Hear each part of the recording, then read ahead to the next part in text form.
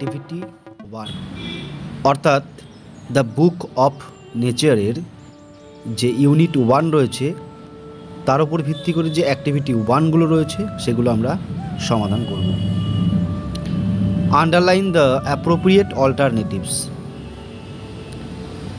অর্থাৎ যেটা সঠিক উত্তর আছে সেখানে আমাদের আন্ডারলাইন করতে হবে। এ নম্বরে কী আছে? India in fact a big small huge part of the earth surface. এখানে যে অন্য কালি দিয়ে লেখা রয়েছে সেটাই হচ্ছে উত্তর এবং সেটাই আন্ডারলাইন ধরে নেবে। বিয়ে কী আছে? Once upon a time the earth was too cold dark hot for any living being to survive. এখানে উত্তরটা অবশ্যই হট হবে। সি নম্বরে কি আছে? Fossils are a type of wild animal one kind of hard rock the remains of old living beings.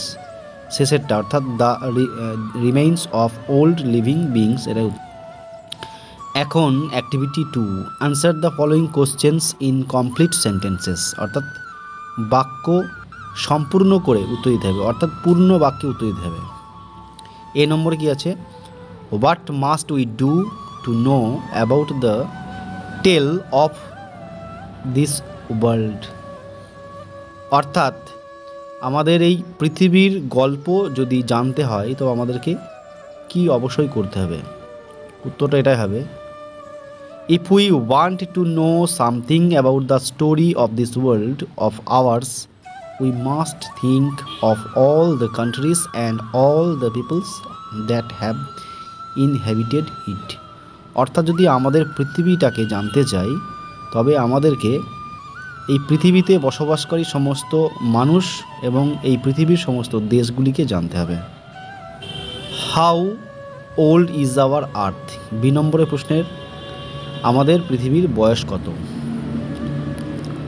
আনসারটা এটা হবে, our earth is very very old, millions and millions of years old অর্থাৎ আমাদের পৃথিবীর খুবই পুরনো, লক্ষ লক্ষ বছর পুরনো। সি প্রশ্ন কি আছে? Who roamed the earth before the arrival of human beings অর্থাৎ মনুষ্য জাতি আসার আগে কারা পৃথিবীতে এসেছিলেন? আনসারটা হবে, before the arrival of human beings there were only animals মানুষ আসার আগে এখানে শুধু পশুরা ছিল। Activity 3 fill in the blanks with suitable words from the text the first letter of the words are given বলছে এখানে উপযুক্ত শব্দ বসাতে হবে এবং যেই শব্দটার জন্য প্রথম লেটারটা দিয়ে দেওয়া হয়েছে। এ নম্বর কি আছে? As a subject history is quite interesting. As a subject history is quite interesting. B নম্বরে we have good relations with our neighbouring. C দিয়ে কী হবে? কান্ট্রি। সি এ কী হবে? Plants need air water and sunlight to. G দিয়ে কী হবে? গ্রো। ডিতে কী আছে? Can you imagine? আই দিয়ে হবে imagine how big the universe is. ইতে কী হবে? You should study. এসতে study regularly if you want to be a good student হলো। এবার 4 নম্বর activity 4 make meaningful sentences with the following words. যে ওয়ার্ডগুলো দেওয়া রয়েছে সেই ওয়ার্ড দিয়ে অর্থবহ সেন্টেন্স তৈরি করতে হবে। A interest, it is a matter of great public interest. B এ কী হবে?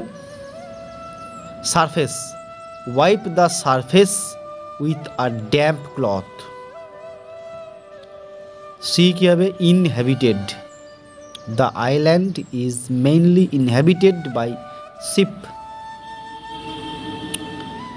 ডি এ together, birds of a feather flock together. Birds of a feather flock together. ইতে হবে সায়েন্টিস্ট আছে, her mother was a brilliant scientist. ঠিক আছে, unit 1-এর অ্যাক্টিভিটিগুলোর সমাধান করে দিলাম। নেক্সট ইউনিট 2 আমরা পরবর্তী ভিডিওতে জানব। তার আগে তোমরা অবশ্যই চ্যানেলটি সাবস্ক্রাইব করো আর ভিডিওটা ভালো লাগলে বন্ধুদেরকে শেয়ার করো।